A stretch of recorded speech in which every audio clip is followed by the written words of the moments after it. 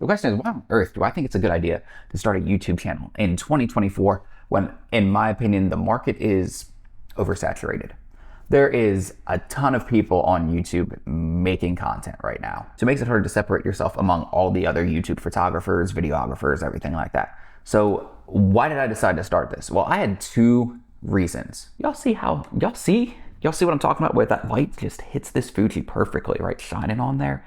I mean, look at that. It just glows perfect. You know what I mean? It just looks so good. But anyway, number one is just to get better at video editing, storytelling, not hitting my camera, and just being able to show the clients, hey, like, this is what I can provide you if you hire me. But I don't feel comfortable doing that right now. That's just me. Could I do it? Yeah, and I've done it before for certain things, where free projects or whatever like that, where I'm just like, well, I'm giving it to them for free. It's not that big of a deal if it doesn't look the best. But I want to be able to make some decent money off of this. But I'm not going to go offer my services because I don't feel like I'm there yet when it comes to my video editing skills, when it comes to storytelling, anything like that. I'm just not comfortable with it. So I figured YouTube, start creating videos, throw them up there, see if anything comes along with it, and it's a good place to just showcase my skills. We got a guest that decided to come visit us. So for me, that's why I decided to do it. It's just, I want to get better at video work and I want to have fun with it, but I don't want to have that stress of having to get something to the client. I want to just be able to make it, post it, have fun. It's become a hobby for me. It's become like a way to get better at my craft.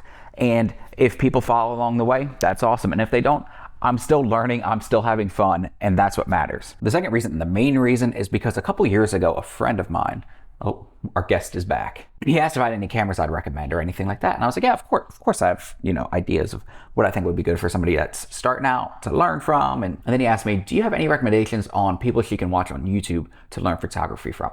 And at first I was like, oh yeah, I've got a ton of people. Like, I'll send you a bunch of links, this and that.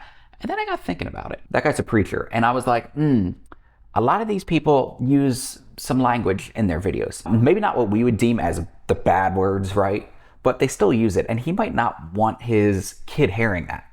Or even if it's bleeped out, it's still kind of like, you know what they were saying. You know what I mean? So I was like, yeah, here's a few I would recommend that she could watch. That there might be a word or two in here, but it won't be as bad as some other people. And then he was the one that said it and was like, man, it'd be nice if you started doing something like that. So I knew there was clean content for her to watch and she could learn photography from. And it got me thinking. I was like, yeah, maybe I should start doing that. But then I was afraid to put myself out there talking on camera, all those things.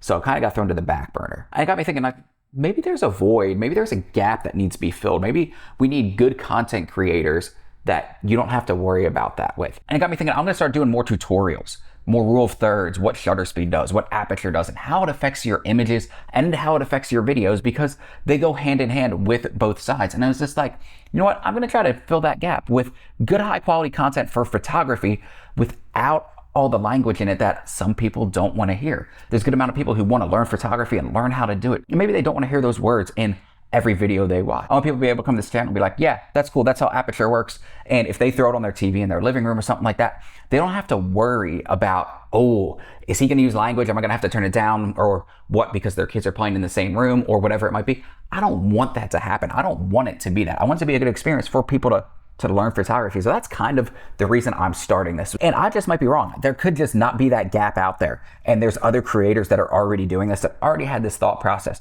But when my friend mentioned that a couple years ago, it's kind of been weighing on me since then, because like, if I can do that just to a small amount of people that get to find my page, I'm going to do it.